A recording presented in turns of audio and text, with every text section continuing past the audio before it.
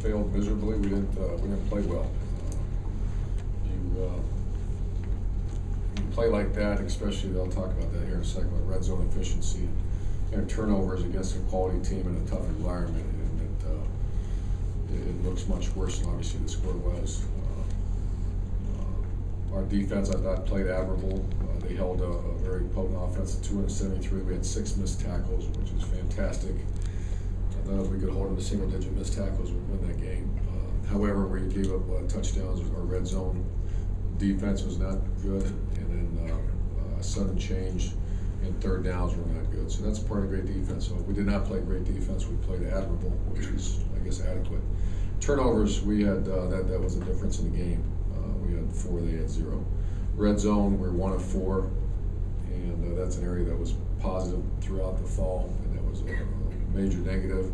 And kicking game, we gave up our first punt return yardage of significance in probably 6 years. Maybe, I have to go back and check the records, but I think we gave up more in one punt return than we did in 2 years combined, which is an alarming stat, and that has to get corrected.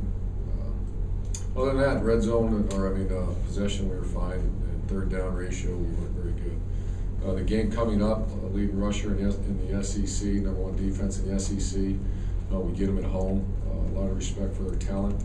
They just won an extremely close game against Tennessee. So our concern is nothing other than LSU and the talented team we're going to face, and get back home and perform well at home.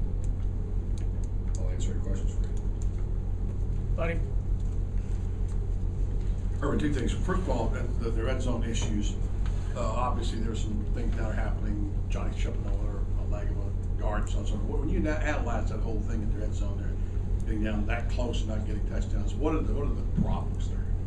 Oh, you identify each problem, and the one thing that happens when you fail in a big game, you say, okay, now one of the things that not so much a coach wants to do it too. Whose fault was it? And let's fix the fault. And I think that's just, everybody wants to know, whose fault was it? What happened? And it's our job to figure it out. If there was one person's fault, then you make a change and you do what you got to do. Absolutely, it wasn't one person's fault. It was several, including, should we have kicked the field goal on the 4th down? I mean, you can go, should we do this? Should we do this? And the good thing is I don't do that. Our players probably hear it out there, but they don't certainly get it from us. We just have to improve our execution and not have the miscues that we had down in there. It's a different game if you score. And I knew it was going to be on the road. I knew points were going to be a premium against that offense. And we had significant momentum going there. So points, we wanted to score. We wanted to score touchdowns. And we had the issue of kicker. I wasn't quite sure as comfortable as I would be. But the red zone scoring, that's a whole different ballgame. If we don't throw 2 of those picks and we have red zone efficiency, we're in that thing.